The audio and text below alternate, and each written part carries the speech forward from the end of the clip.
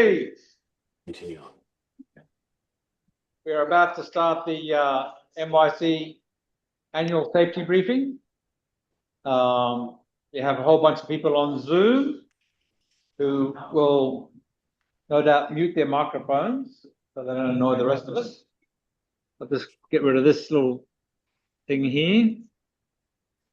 Right. Okay, so just some context around this briefing. This briefing is done by pretty much every club in Sydney Harbour. And Manly does its own. There's a lot of information to cover. We do it every year. And it's really important all skippers understand what's in this. So tonight we're just going to welcome you, talking about how racing rules are sailing and coal regs and how they apply from a safety point of view, club safety orientation, where the fire extinguishers are, where the exits are, etc. Fleet safety, right? Things you need to understand about how the club operates its races, and you need to sign your declaration at the end of all this. If you don't attend this briefing or watch it on video and you don't sign the declaration, you don't get the race. It's as simple as that. It's a part of the compliance requirements of Manly Yacht Club, nearly every other club as well. So moving on. Sec.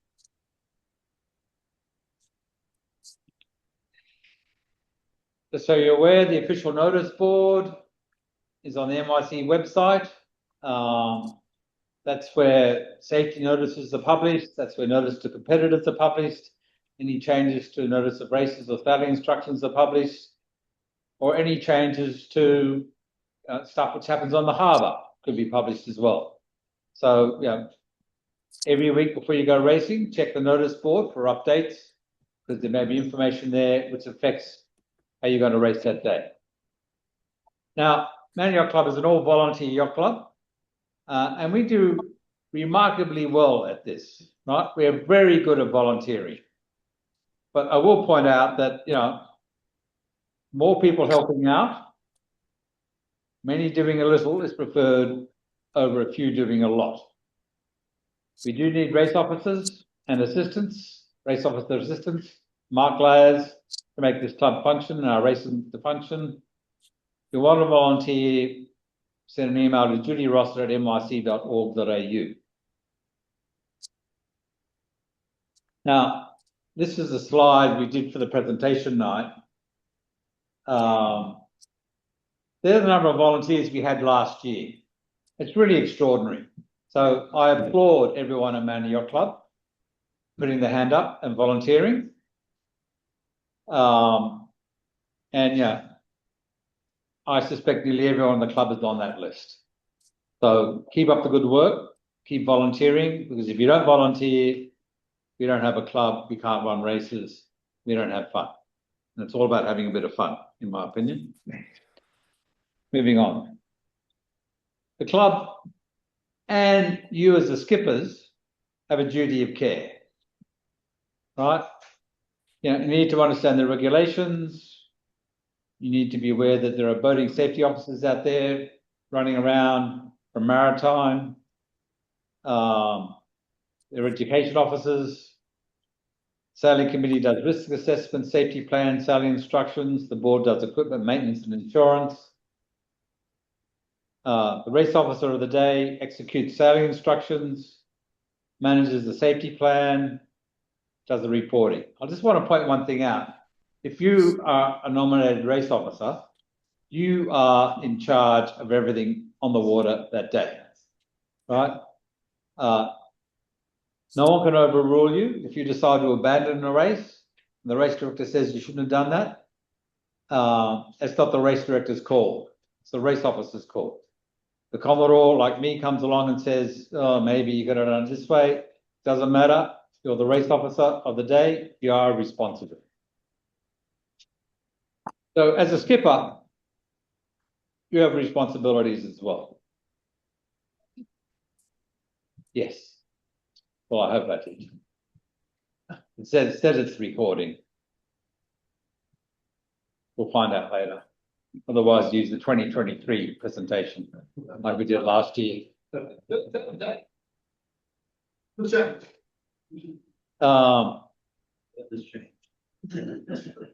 as a skipper, you're responsible for making sure that you have the right equipment on board the boat. And the club helps with that by doing equipment audits. They're not safety checks because we're not responsible for what's on your boat. All we do is help you audit the boat to make sure that you are meeting the compliance. We're helping you to be safe. That's how it works. You have to sign the safety declaration that you've attended this meeting and that you understand your rights and responsibilities as a skipper when sailing at Manly Yacht Club. You are responsible for training and briefing your crew on safety procedures and what's going to happen. Training is really important. I'll come more to that later. And if there is an incident or an accident, you need to report it. Not only to Manly Yacht Club, but in certain circumstances, the damage is over $5,000, you need to report it to Maritime. If Maritime find out you haven't reported an incident, which is significant, you can be fined. That's not a Manly Yacht Club rule, that's just legislation. And we expect every crew member of every boat to be a member of Australian Sailing. They've either joined the club or they've bought a sail pass. Right? That's really important. Moral or legal obligation to ensure the safety or well-being of others. Information, preparation, education, and reporting. Now we have this handbook. We've got a handbook. I'll just wave it in front of the Zoom attendees. See, guys, got the handbook. Every boat gets 2 handbooks. They're handed out during the audits. We didn't get an audit last Saturday, right? Ask your auditor for a handbook when you get the audit for the season start. I'll just remind everyone yet again that if you don't have a Cat 7 or better audit certificate, you don't get to race at Manly Yacht Club. It is as simple as that. Or any other club for that matter. It's just not a Manly Yacht Club rule. It's just an Australian sailing rule. So in the handbook, it has contacts, emergency and club contacts, club information, governance and bylaws, membership facilities, fees, storage, wharf moorings and support boats. It's all in the handbook. And Maz, I'll have you note that I got the right cover on this year's presentation. So in the handbook, section 5.2, race management roster. Club calendar, check the one online, it's kept more up to date. It's on the website. The risk warning, the risk assessment, I'll come back to that in a moment. Safety plan for competitors is what the club thinks about. Emergency communications, who do you call when something goes wrong? Incident reporting information is there, and guidelines on when the club is likely to abandon a race because of strong winds. Now, I'm just going to show you something. Give me a moment.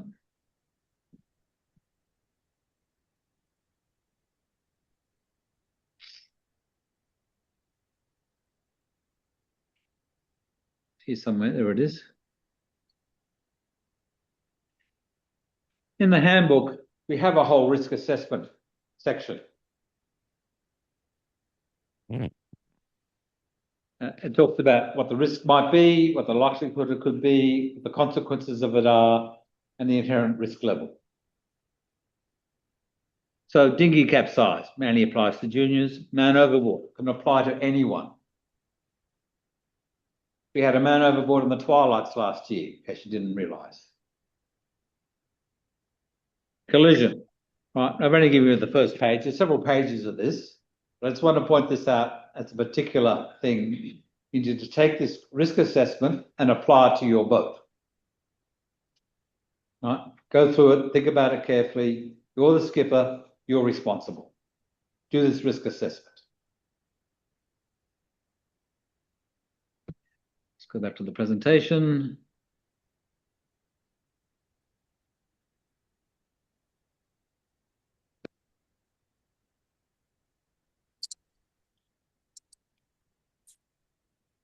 Sorry, stuffing this up.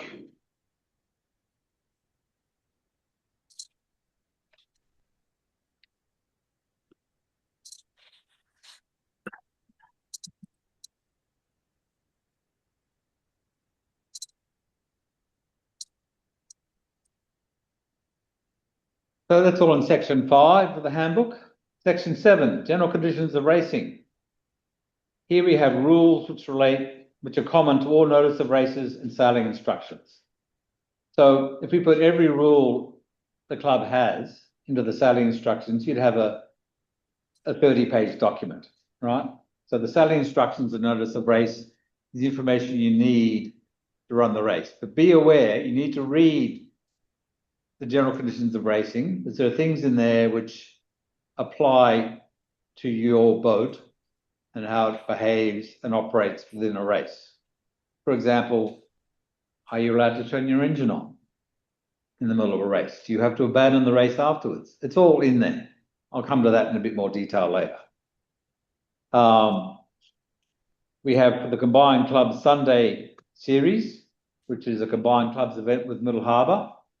Right? They have their own general conditions of racing as well. So if you entered through Middle Harbour Yacht Club, these general conditions of racing apply on the day. If you enter through Man Yacht Club, our general conditions of racing apply. Section 7 of our handbook. Now, just put some context on that. Many, many years ago, I was doing a CYC race and I got thrown out of the race because I didn't read the general conditions of racing. There was some obscure paragraph 49, section 3C-A, I don't know what it was, right? I breached it and someone noticed and protested me and I got thrown out. That can happen to you if you don't read them. Be aware of what's in the general conditions of racing. So what I'm going to do now is hand over to Greg Wilkins.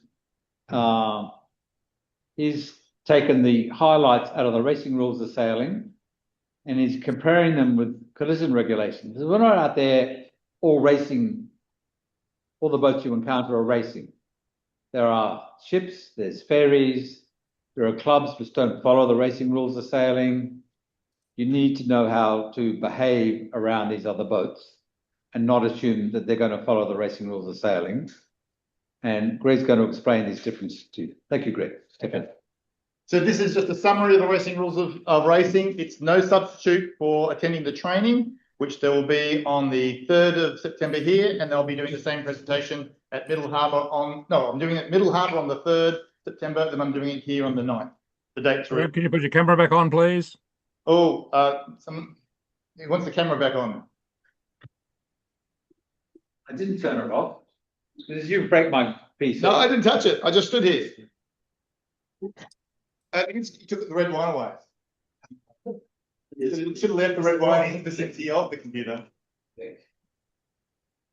Oh yeah, video there, yeah. Result. Yeah. I know. Camera. Thank you. Yeah, we're back.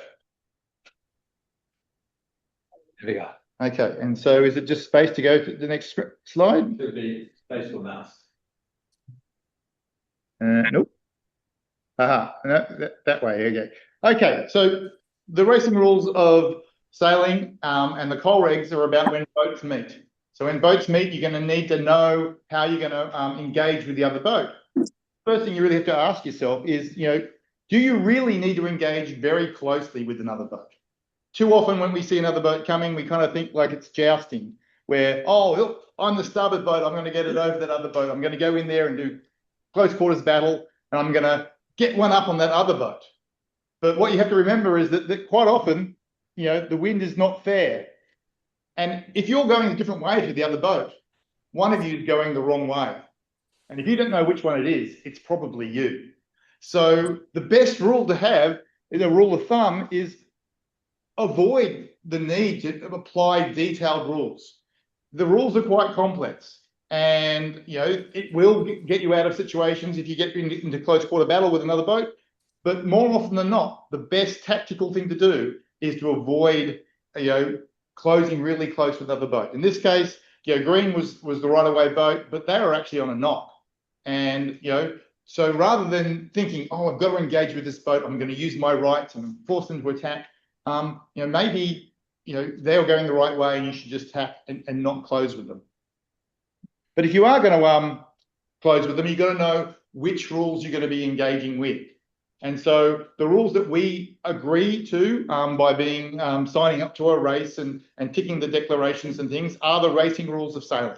And we're in the current edition, 25 to 28.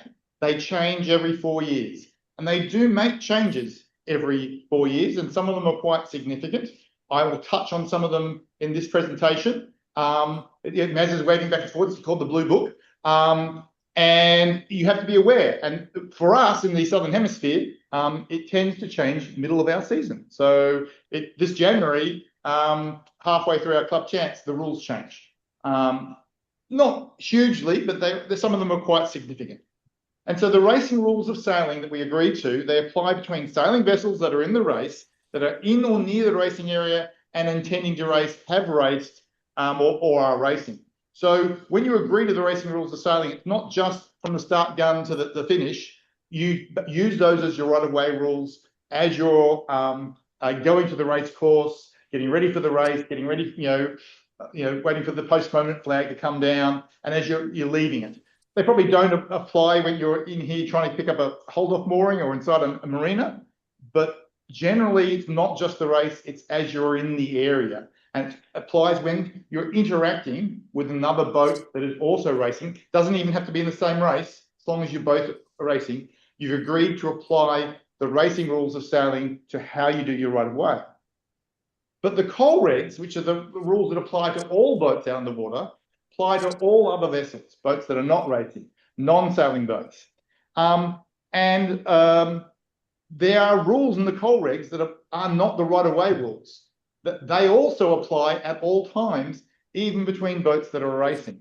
So for us, where we don't just race in isolation on a beautiful race course, 2 boats, we have cruising boats out there, we have ferries out there, we have kayakers out there. At all times, oops, wrong button. Oh yes, and even if we shout, we're racing at these other boats out there, it doesn't exonerate us from the coal regs. So at all times and in all places in the harbour, we are under coal regs. You can't just say, oh, I'm this other boat over here, they're racing, I'm going to be just looking at the racing rules. You also at all times have to consider the coal regs, specifically the non-right-of-way rules. And the most important one of those is coal regs rule 5. Every vessel shall at all times maintain a proper lookout. And we are all guilty of not doing this. Sometimes you're on starboard, you're going upwind, you think you're king of the world because no one can have rights over you, and you don't look behind your head sail. But there might be a kayaker, there might be a swimmer, there might be someone else up there. You are required by law to, by coal regs, to keep that good lookout at all times. So how do you do that? Well, the helm can take that responsibility on themselves and try and helm and duck down and have a look. But the helm normally has other priorities. It's not that great a way of doing it. You can steer from the low side, so you can look down below the head sail. And sometimes it's a brief thing you can do to have a good look. The main can also, and quite frequently, can help the helm out by ducking down and having a little look. But if there's a lot on, it's a lot of wind happening, the main can have other priorities as well, dumping the main, getting it back on, and they might not be the best lookout to have any given time. Trimmer on the low side, send someone down, especially if you're reaching a little bit, it means they can actually trim the head sail at the same time they're down there, and they can look around behind their head sail, have a good view around. And it can be fast as well if you're not needing all the weight in the rail. Run the foredecking for. If you can't see, none of those other techniques are working, send someone forward. Bugger the weight in the foredeck, just get them forward, look behind, make sure you've got a good view behind the sails. Or have a tactician or an extra hand whose dedicated job is to be the lookout, and they can move where they need to see the boats that are around them. The other one to never forget is just because you're racing, you can't see behind your head sail. Remember, on coal regs, you have to keep a good lookout. You can't really see behind the head sail, or you're flying a massive asymmetric spinnaker that goes from 2 meters in front to the transom and touches the water the whole way. Do a crazy Ivan, which is a zigzag. Just come up and look behind, or go down, look behind. Move the boat. It might not be the best tactically, but it's your responsibility to see what's on the other side of that sail. Keep a good look at all times. And that doesn't just apply for the keep clear boat. That applies to the right-of-way boat. If you're right-of-way, you're king of the hill, you're upwind on starboard, you still are required to keep a good lookout. And don't get fixated by looking just at the boat that you're closing with. Make sure, there's eyes all around. It's very easy to get, eyes in the boat and eyes on the one competitor you're trying to beat, and forget to look around at the kayaker that's over there, or the windsurfer over here and stuff like that. And for some of us, in some conditions, you can use AIS to help you do your good lookout. Offshore, it's very good to have that AIS being continuously monitored, except for bloody fishing boats that don't turn the thing on and,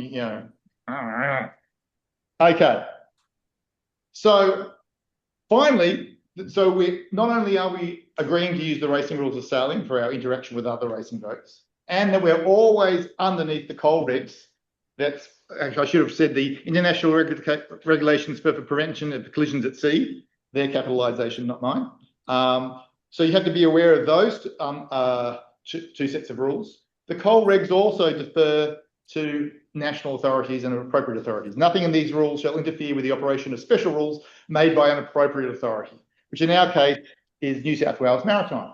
And so racing here on the harbour, there will be rules imposed by New South Maritime that we also have to be aware of and respect them. And shouting "we're effing racing" at Maritime will get you absolutely nowhere or worse. So they don't care that you're racing. So you have to respect the rules of our playground. Okay. Now into our summary of the right-of-way rules. There are only 4 right-of-way rules. And if you come to my training sessions, I'll make it very clear the difference between the right-of-way rules and the limitations on those right-of-ways. So most of the rules that we deal with are actually limitations on the right-of-ways. But the 4 right-of-way rules are on opposite tacks on port, port keeps clear. Overlap to windward, windward keeps clear. If one boat is astern keeps clear, and while tacking, you keep clear. So I remember port, windward, astern, and tacking are the 4 conditions where you keep clear of the other boat. Quat, which that's the noise you'll make if you don't keep clear. So it's the way I remember it, it works. But remember, there's 4 rules. Come to my training, we can go through those in details, and only those 4 rules will tell you who is the keep clear boat, and therefore who is has the right of way. Under coal regs, it's kind of similar. A sailing vessel shall give way when on opposite tacks and on port, on the same tack to windward. They don't have the concept of astern, they have the concept of overtaking. So if you're in a racing situation and someone yells, "overtaking boat keeps clear," that doesn't exist in racing rules, that exists in coal regs. And so the way you overtake a boat is different if they're racing or if you're under coal regs, if they're a cruiser. And you have to behave differently because the rules are quite significantly different. And then the last one is, while tacking, when you're restricted in your manoeuvrability, you have to give way to everyone else. Whereas on the coal regs, if you've got restricted manoeuvrability because your sails are all messed up or something, everyone has to give way to you. So it's the other way around in the coal regs. Oops. The other big difference is under racing rules, if you're not the right-of-way boat, you have to keep clear. Where in coal regs, you have to give way. Keep clear and give way are 2 subtly different things. And I have a slide on this. Well, which come down to the rule in the coal regs, give way sailing vessels must take early and substantial action. And that's the key difference. If you were a race boat here coming up to a cruising boat and they're on starboard, you're on port, you have to, in this case, you have to give way to them. But this boat's not giving way. This boat's doing a racing duck, missing their dinghy by millimetres. That's keeping clear. They've kept clear of that boat.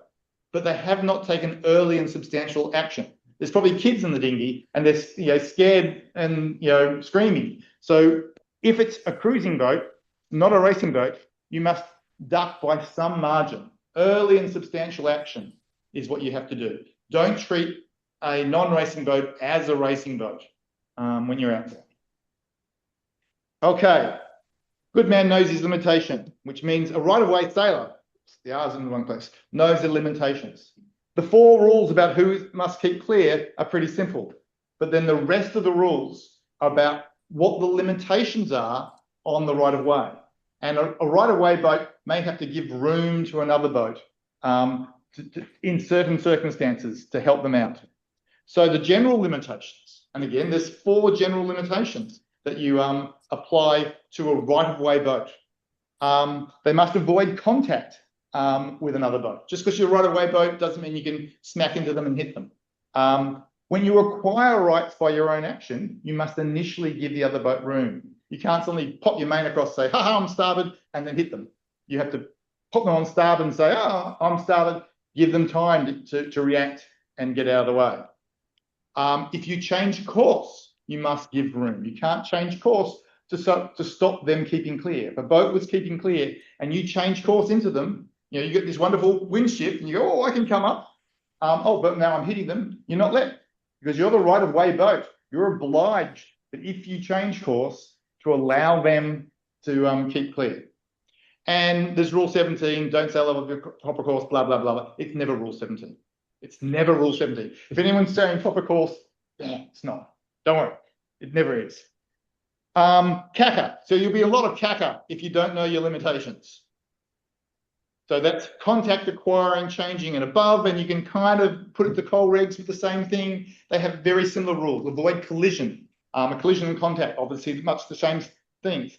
Instead of initially giving room and changing course giving room, coal regs says you must assess the collision risk of anything you do. So if you change course or you plan any action, speeding up, slowing down, you have to assess what that risk of collision is involved by that action. And then you must maintain course and speed and avoid turning to port. You try and pass port to port. But the maintain course and speed is an obligation on the right-of-way boat under coal regs, which is a much bigger limitation than we have under sailing rules. If we look at those, okay, I've got a slide in that. Okay, I'll do this one first. I'll see if we've got another slide. The avoiding contact is one of the rules that's changed. We've always had rule 14, avoid contact. And it basically says that if you're a right-of-way boat, you must, if reasonably possible, avoid contact. You don't have to anticipate them breaking a rule, but you have to, make some attempt at avoiding contact. They've changed that rule this season from January. Not only must we avoid contact with another boat, but we must not also cause another boat to have a collision with a third boat or with another object. So if you're the right-of-way boat and by asserting your rights, you cause a collision between other boats, you can be disqualified. You can be held responsible. So it's extended that responsibility for avoiding, incidents, that you have to use limitations on your right-of-way to make sure you don't cause collisions in the fleet. And sometimes you're going to get, pinch points with all the boats bunch up, and you go, oh, I'm fine. I've pushed that boat up, or I've sent them away, and they've hit another boat. Well, if you did that unreasonably, then you can be held responsible, even though there was no contact between you and the boat you pushed up. So, here's the example. There is that all these boats are on starboard. They're all overlapped. Orange is pushing blue up and cause them to hit green. Now, green may well have been the keep clear boat and probably have to go up, but blue has to be able to give her time and opportunity to do that if she's changing course. And so by orange pushing blue up into green, orange can be held responsible even though there wasn't a contact between orange and blue or orange and green. Okay, so this is the maintain course and speed slide. This is again the difference between coal regs and racing rules, that we have a limitation on the right-of-way vessel under coal regs.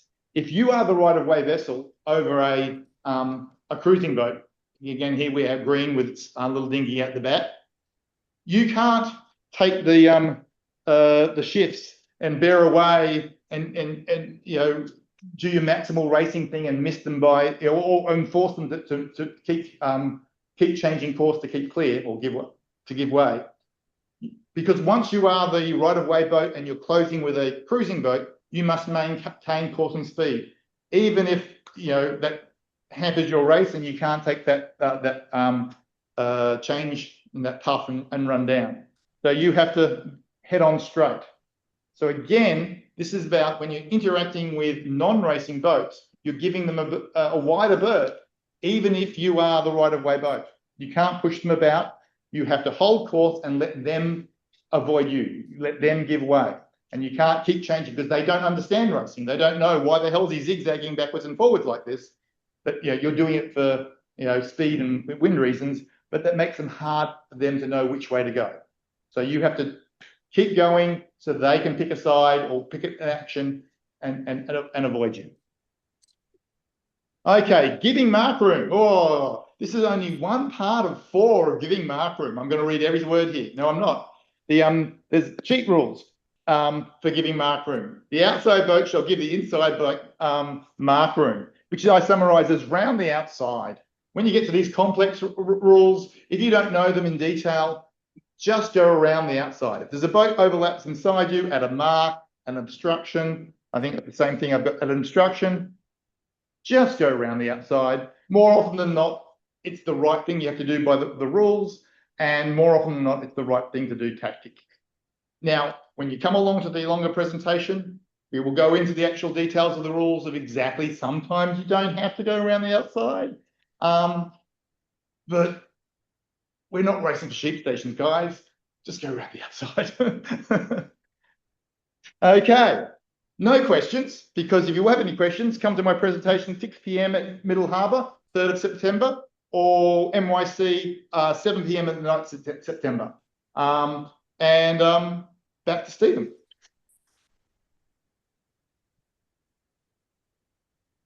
Thank you, Greg. That is certainly food for thought. People often don't think about this sort of stuff, but you need to think about it because it's really, really important. The harbour, you know, I'm just talking about the harbour, Manny, is there to share. It's not our exclusive playground. We share it, and we need to give it due consideration. So thank you, Greg. And I encourage all of you to go to his presentation. I've been to several of them now. I learn stuff every time. Sometimes it's the same stuff I learned it last time, but I've learned it again. It's worthwhile. Okay, so a bit about the clubhouse, all right? Oh, let's hide this thing. Ground floor, all right? There's a rough diagram, rigging deck, wharf, office, boat storage.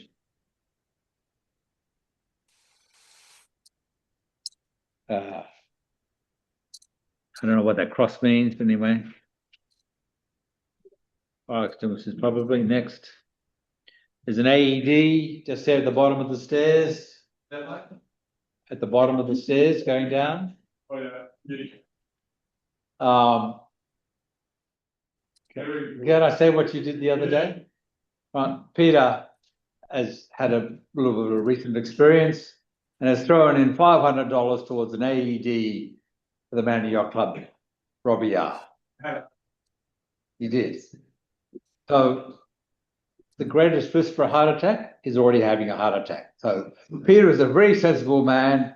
He's investing in his future, throwing money towards an AED on Robbie R. So I encourage the rest of you, we just need another 2 donations similar to Peter's and we'll buy one. If like trade account, on wholesale. Yeah, good. All right.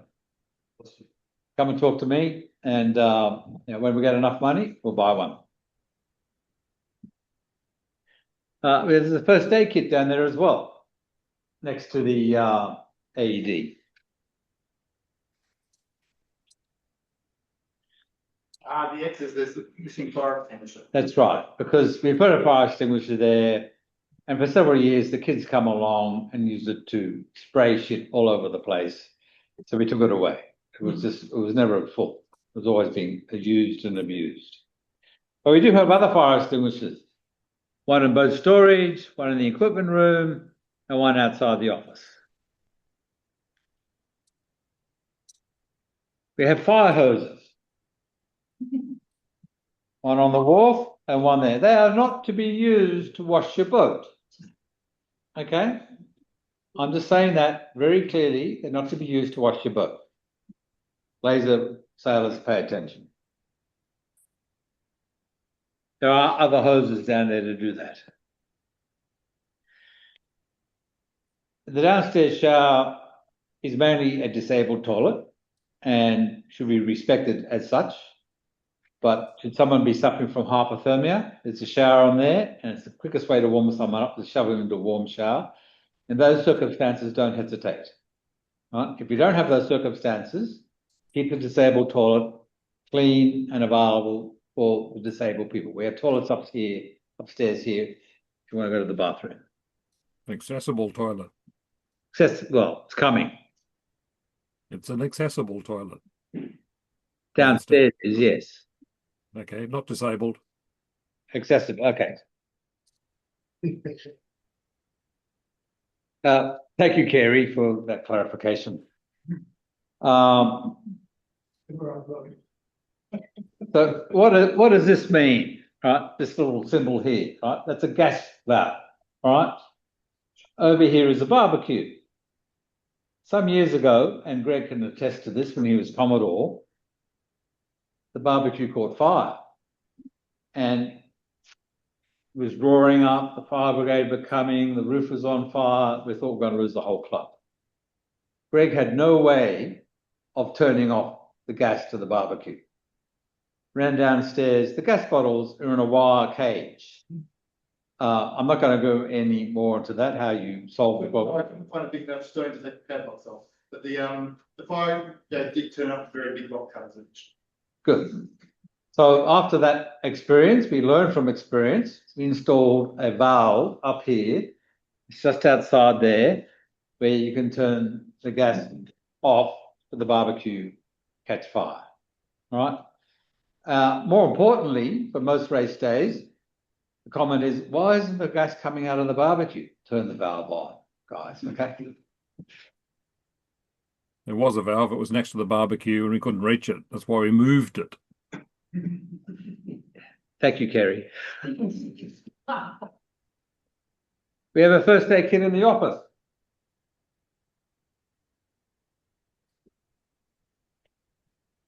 We have more fire extinguishers, one in the office, one in the kitchen, one near the barbecue, quite handily, one on the top of the stairs, and one in the foyer. We have a fire hose up here as well. Okay, again, they're the most popular fire hose in Australia because it's in every photograph of all the winners. There's the fire hose in the background. Again, not to be used for washing the deck down, it's for fires. Pinterest champion. We have a fire blanket near the barbecue as well. There's a fire blanket in the kitchen. These are your emergency exits. Right? Run out through the foyer and out the front door at street level. There's a fire. It's probably not a good idea to go down the stairs. Run out that way.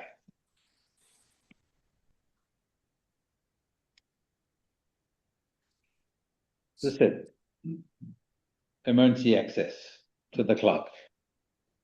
So there's a fire hose out on the deck. That's true. There's the Esplanade. Man, your club does not have a street number. If you call in the ambulance, you just got to say, it's next to the skiff club at the end of the street. And the ambos, the best access for them is to come down here, right? with There's their, arrows. sorry? If you click, there's arrows. Okay. Greg did this some years ago, so I'm probably getting to present it. Emergency access. They have an injured person on the boat. You can bring them into the pontoon, but don't do that if you can't fit because it's shallow.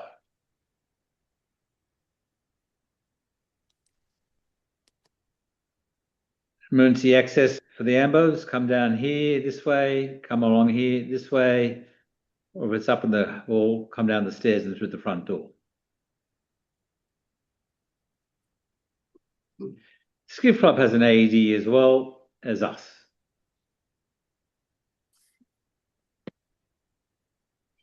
Okay, so that's enough in the clubhouse. MYC Safety. Refer to your handbook. Your own risk. Skipper is responsible for assuring the boat and crew are prepared and ready. Ensure insurance, audit certifications, crew IAS memberships are current. Non-IAS members will obtain a sail pass. Support your club. Go back and look at that volunteer list. That says an awful lot about the culture of Manly Yacht Club. Right? And I'm sure all of you are going to step up and volunteer again this year. More on that a bit later. Ensure all the safety equipment is present and working and the crews know where it is located and how to operate. Question. You have a guest on your boat. Do you give them a safety briefing? I know on Mondo, any new person on the boat gets a safety briefing 100% of the time. And that includes man overboard procedures. And that man overboard procedure includes what happens if the skipper falls overboard. These things happen. They know where the first aid kit is, they know where the sharp knife is, they know where the fire extinguishers are, they know where the life jackets are, right? They know where the man overboard rescue equipment is, then they go sail. Every time, 100%. You should do this for your guests on your boat. And for your regular crew, train them on how to use this equipment.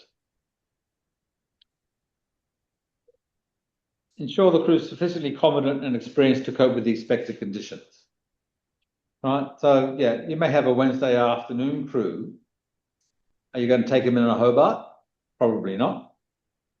Different skill set, different level of experience required, right?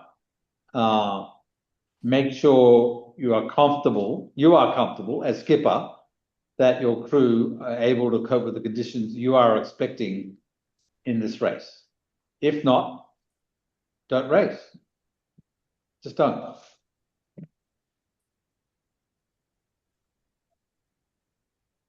On-water risks. What's your plan for key risks? Man overboard. Do you have the right equipment on board? Right, to save someone. Maritime specifies certain regulations. Life buoy, throw rope, so does Australian sailing. Australian sailing goes a lot further. Okay, you get a person. How are you going to recover? Talking about that. It's in Switzerland. Good. Guys, could you mute, please? I'm talking. Thank you. The artists who thought that the war was to do this. And some of them went to war with that. Mute, please. Themselves. Every other previous art wanted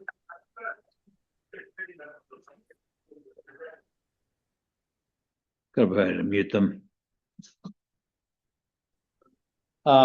Practice your man overboard drills. Okay. What happens if we've got injury to crew? Do you have someone with a first aid certificate, trained in first aid on board? Do you have the right first aid kit to cope with that? What are you going to do? You're going to keep racing or are you going to abandon the race? These decisions need to be made. Vessel damage, dismasting, grounding, sinking, fire. Have you thought about that? Do you have the right equipment? You know, your mast has fallen down, it's been held by the rigging and slamming into the side of the boat. It's going to create a hole and it's going to sink. Do you have the right equipment on board to cut the rigging away so you can lose the mast? All this stuff is in the special regulations, but this is stuff you need as a skipper to think about. What are you going to do? If you think about it in advance, practice it in advance, then you know what to do when it actually happens. And this stuff does actually happen. Vessel collision. What are your plans there? Bad weather. What are your plans there? Plan ahead. Know exactly what you're going to do, what the crew limitations are, what your equipment limitations are. Plan accordingly and be ready. You are the skipper. You are responsible. Not your crew, you, the skipper. And maneuverable procedures, don't just talk about it. Practice it. Actually practice it.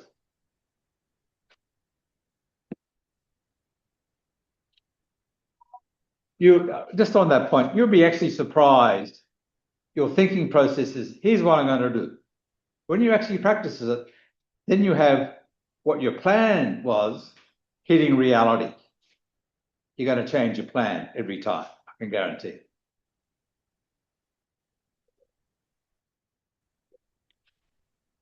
Emergency services, then in doubt, just call 000.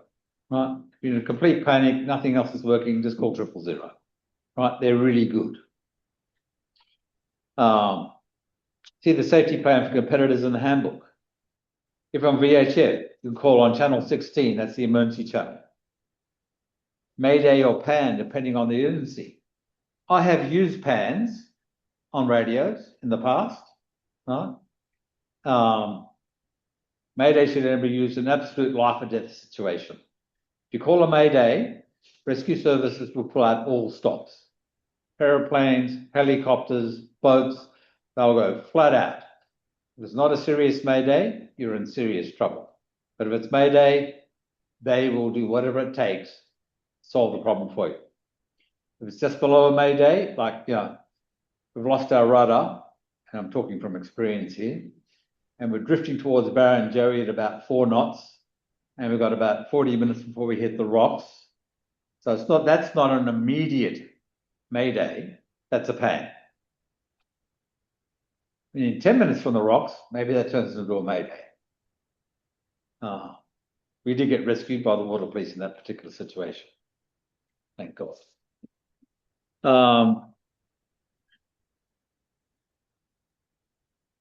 Fire, ambulance, and police. So depending on your emergency, do you call the water police because you need help being towed in? Do you call ambulance because someone's had a heart attack on board? You have a fire? Well, I'm not sure what the fire brigade can do when you're in the middle of the ocean, but probably worth calling anyway. Keep calm and stay relevant. That's not showing because there's things in the way.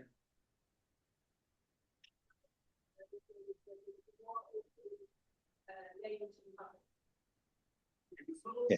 Don't panic. Stay calm. Stay focused. Stay relevant. Right?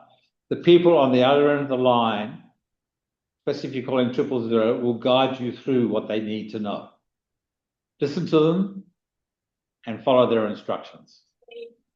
Trying to do this, they're very good at it. There was a small stage, I think, right here where we sit now. They Zoom attendees, please mute. danced Rabbiting on in the presentation.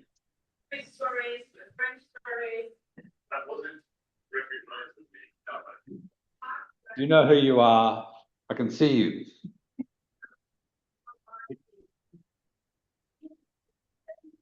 You're talking to the emergency dispatcher.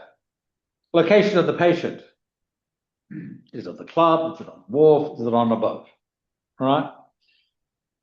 Address of the club. East Esplanade between Wood and Stewart Streets. That's the address. Next to the Skiff Club. Which club? Man Yacht Club, not the Skiff Club. Be very clear on that. How to access the patient. So if you're bringing someone in by boat, use the closest wharf. It could be a Manly Ferry wharf. If the person's, in severe need of ambulance attention, don't hesitate to use the Manly Ferry wharf, right? It's an emergency. You can't come into the Manly Yacht Club wharf or the pontoon. Mondo certainly can't, Lisa and I's boat, because it's too deep. We can't get in here. You have to go somewhere else. Street access is best served by the Manly 16-foot skiff club next door. As I said, come down that pathway, you can get a trolley down, get someone on an ambulance. Male or female, age, conscious, bleeding, details of injury. They're going to ask you all these questions. My advice is, and a lot of people in this club do this on a regular basis, get your first aid certificate with the AED ticket attached. We had a member collapse last year, just up there in the club. And when there's nothing wrong with him, he just collapsed. Don't know why. When he woke up, he stood up and says, "Oh, I thought it was such safe hands. I had 15 people around me. All of them had first aid certificates. If you don't have one, get one." And this stuff makes a lot more sense. We have a duty officer. So the race committee consists of the race officer, assistant race officers, Mark Lane, crew and Robbie R, and a duty officer. Why do we have a duty officer? The duty officer is to coordinate.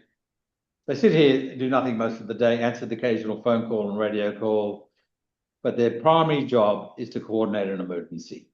There's a flow chart in the office to help them do that, help you do that if you're the duty officer. So if you're on duty, as I said, there's a flow chart which will help. Incident reporting. Report incidents in writing within 24 hours if death or injury, damage more than 5,000, damage or risk to the environment. So, click on this link, you check it, you have to report it. Okay?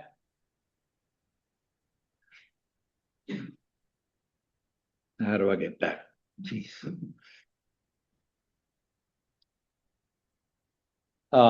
If you don't, you can be fined.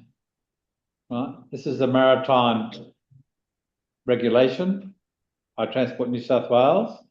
You have an accident and it's more than $5,000 worth of damage, or someone is injured, you have to report it to maritime. Manly Yacht Club want to know about it too. Manly Yacht Club want to know about every incident which may happen on the water, even if it's under $5,000. Why? Because we use this information to make better decisions into the future.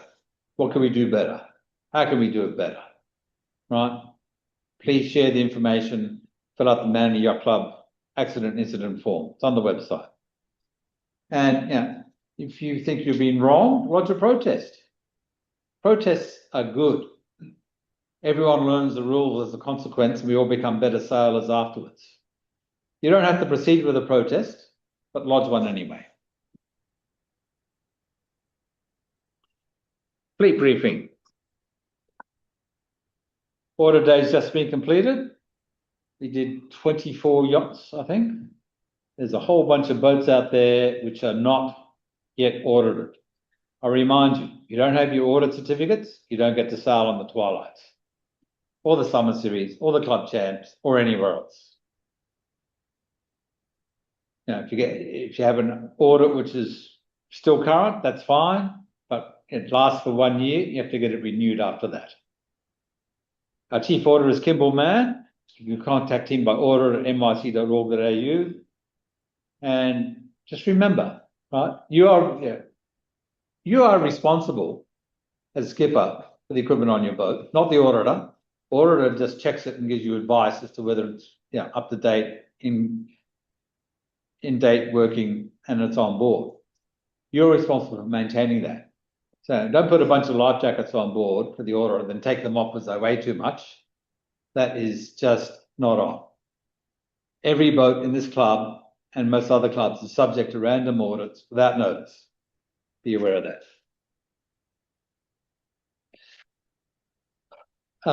We require everyone has a VHF radio on board. Channel 72 is the club's radio channel. You need to supply a mobile phone number to the race committee. That's generally part of your race entry. Navigations are to be used as the sun goes down. So the Cat 7s don't require navigation lights. Transport New South Wales and Maritime do, if they catch you out in the harbour racing 7:30 on a Friday night and you don't have nav lights, you are risking a $5,000 plus fine. That's nothing to do with Man Yacht Club. That's just local rules. Do that. Stay out of the ferry lane. Stay out of more boats. More boat areas, right? You just create chaos if you go in there. During the race, be prepared to withdraw from a race because of weather, injury, damage, time, whatever the reason, right?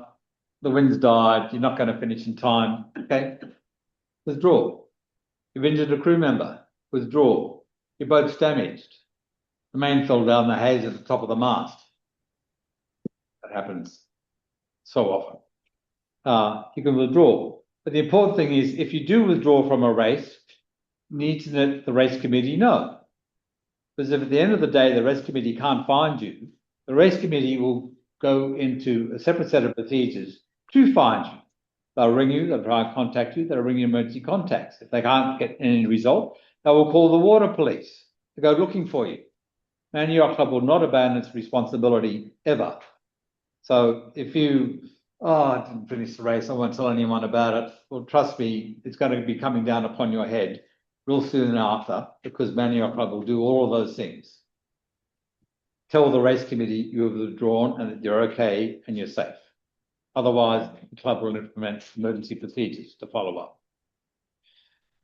As a courtesy, avoid sailing through other club start lines. And I include junior races in this, right? Don't sail through a fleet of opties in a 40-foot boat. It's a bit intimidating, the opties. Treat all our harbour users with courtesy. That's just a no-brainer. Keep clear of juniors, whatever the club. Know and observe exclusion zones, ferries, commercial shipping. If needed, use your engine. Monitor ship movements on VHF 13. Okay, so Man Yacht Club generally will contact the harbour master before every race, tell them what we're doing, where we're racing, and ask for any traffic information as to big ships coming in and out. And when the race committee knows that, they will share that with you, right? It doesn't stop you from looking it up yourself. It's on websites, on Channel 13. Exclusion zone. Ship or ferry, 30 metres from the rear, 30 metres from the side. The ship, 500 metres. You can't go in closer than 500 metres in front of a ship.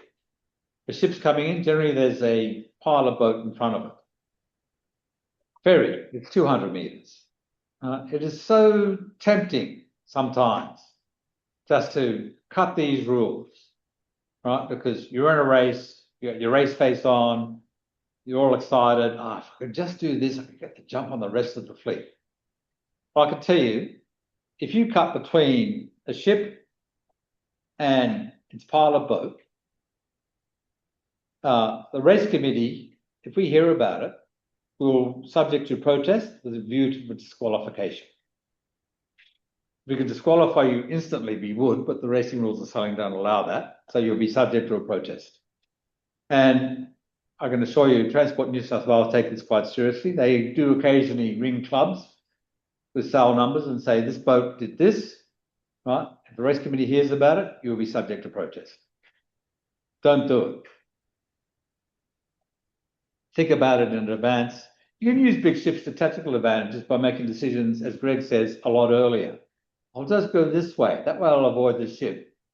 The boats which don't do that will be stuck on the wrong side of it, not on the other side of it, and I'll win the race. Do clever things like that. Don't cut between the ship and its pilot boat. Now, you'll be in big strife. Not just from Man Yacht Club, but from Transport New South Wales as well. And just on the ferries, let me just say, like, these guys, the ferry skippers, I think are remarkable, right? They drive up and down the harbour. In some respects, it's the boring job. I've been on ferries on a Saturday afternoon, and then they're turning around Bradley's Head, and all they can see It's got, looks like 1,000 yachts crisscrossing in front of them. Right? And yeah, they do their absolute best to avoid running over boats, but they have a job to do. Stay out of their way. Give them the opportunity to get their job done. Right? It's just respect for other users on the harbour. Okay, so we talked about this a bit last year. This is a rule change at Manly, but it's also what wasn't realised is it's been in the racing rules of sailing for years. Use of propulsion allowed under the racing rules of sailing. For years, I used to sail at Manly Yacht Club. If I had to turn my engine off or whatever emergency, I thought I'm out of the race. That is not the case. I remind every skipper that you have to use your engine to solve an emergency situation, right? If you follow these rules which are listed here, 720 through 720.6, right? You can lodge a declaration and you will not necessarily be thrown out of the race. Right? As long as you follow these rules and not affect the results of the race by using your engine, don't hesitate to use your engine. Don't not hesitate to use your engine because you think you'll be thrown out of the race. That's not the case. It's there as a resource. Use it. Be safe. Race abandonment. In the opinion of the race committee, the maximum wind strength average over 3 seconds exceeds 20 knots for juniors, 25 knots for lasers, 28 knots for yachts. Right? And reality is, if you've got a strong wind warning and it's gusting 30 knots, it's not going to be fun anyway, guys. Right? It just won't be uncomfortable and unpleasant and dangerous. So when the race committee abandons a race, it's for good reason, it's for safety, and you just should be grateful. And I encourage all of you to come back to the club and discuss the race committee's opinion and spend money over the bar. Just a reminder, each boat has its own ultimate decision to decide to race or not to race. So if you're not comfortable, your crew is up to it, don't race. Or if you start a race and the conditions change, right, and you're not comfortable, stop racing, pull out. Tell the race committee, I said that already, right? Keep yourself safe, keep your boat safe, don't break stuff, don't hurt anyone, right? It's your responsibility as a skipper to decide whether to race or not to race, regardless of the race committee's decision. Okay, some local Manly Yacht Club rules, right? Because we share our committee boat with the lasers, the yacht's often finished while the lasers are still racing, so we have this particular configuration, right? The lasers start and finish. There should be an orange flag on this side of the boat, a blue flag on this side of the boat. Orange for starting, blue for finishing. You will find a leg mark to starboard of the committee boat, and that's your finish line for the yachts. We don't do this in CCSS races. We'll often run a separate finish line, perhaps using the tender, or perhaps the tender is going to run the lasers, but just be aware of that, okay? The triangles. I did modify this. Still a shocking drawing. The other one was worth. Okay. We have a start and finish line off the clubhouse, all right? You must start and finish west of the ferry lane. Starting in the ferry lane is instant disqualification. You have not raced if you started in the ferry lane. You're not allowed to go behind the start line until 5 minutes before 5 minutes is your warning time for your start time. So if it's a handicap start, you go in there 10 minutes earlier, you will suffer a penalty. The race committee will see you and make a note. If you motor in there, turn the motor off, do a 360. So when you hit the start line, you're under sail, not power. Stay outside of the moorings, keep clear of anchored vessels.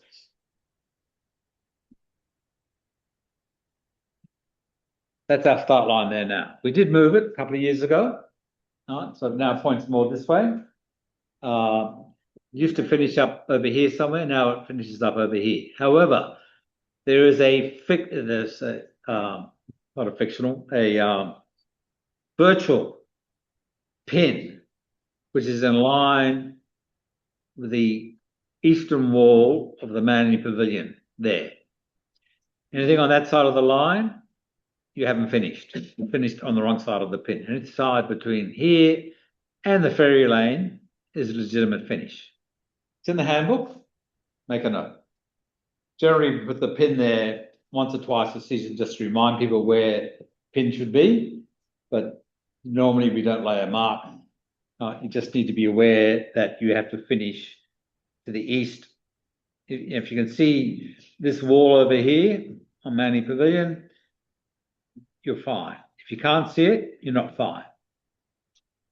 If you finish just over here, well, let's hope someone else wasn't watching and protests you. Could happen. Has happened. MYC tender operates in two modes. On race days, MYC provides a tender driver. The driver can be contacted on BHS 72 via the MYC tender WhatsApp group. On race days, the tender is available to self-drive to suitably qualified and briefed members. Contact me, Commodore, if you want to be added to the list of drivers.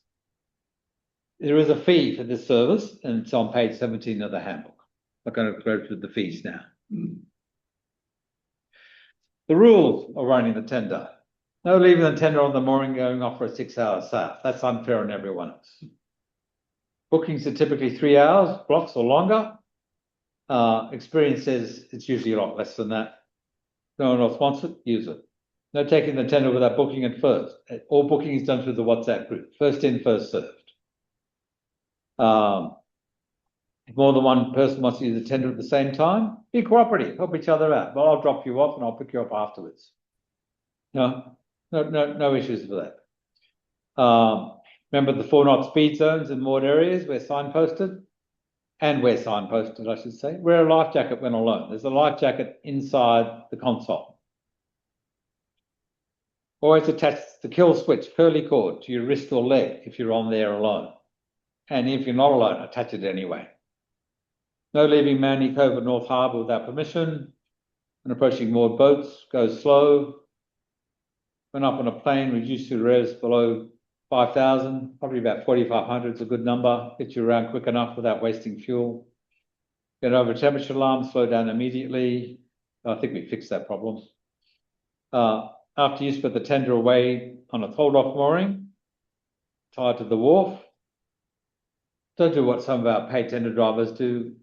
I get an email on Monday morning. Oh, I just found the tender keys in my pocket. Put them back in the lockbox. We put a bigger lockbox and have like a really big float on it. Exactly. Report any issues to the Commodore. North Harbour Marina has banned any visitations to Manly Yacht Club's tenders to their marina, so don't go there. Max number of people allowed on the boat is 10, assuming 2 are wearing life jackets. There are only 8 life jackets on board. We wear these rules and follow them, please. Race committee training. Australian Sailing now has an online race officer training course. It's not obvious where it is. You actually have to log in to your Australian Sailing account to find it and do the course. There are 2 of them there. One for a club introduction to club race officer and one for assistant race officer. About 2 hours each. Useful information. They also have, if you want to become an auditor for the club, there's a course there that as well. This coming Saturday is a race officer training course, right? Please come. What this club doesn't lack is volunteers. What this club does lack is race officers who know what they're doing.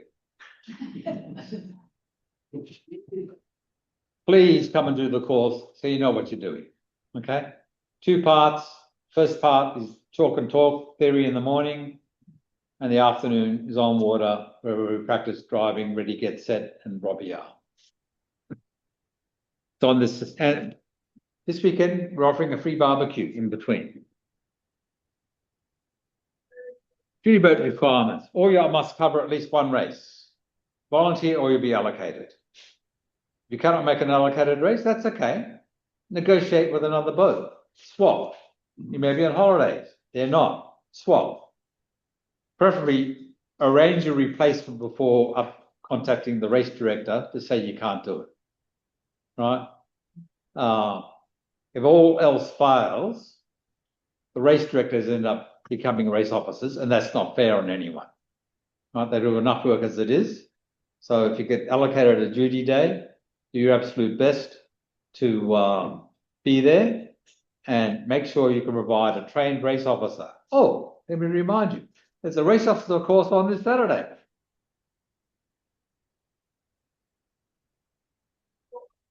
And just so you know,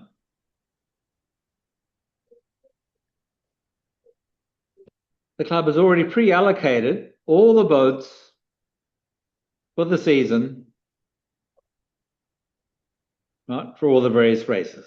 Okay, it's uploaded on the Man Yacht Club duty roster website. Have a look at that. Make sure you can do that day. Your boat can do the resources. You know, the club will not penalise you by. You won't lose points. You'll get average points. We try to make boats who do the summer series become race officers for the club championships and vice versa. So, you know, the series you're most favoured, generally you won't be allocated duty, but the series you're not in, you'll be allocated a duty. That's how it is. We try to make it work.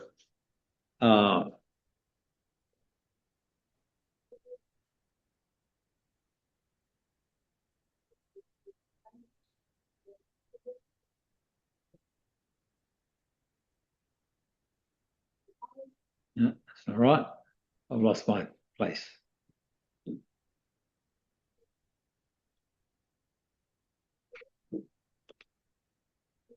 Yeah.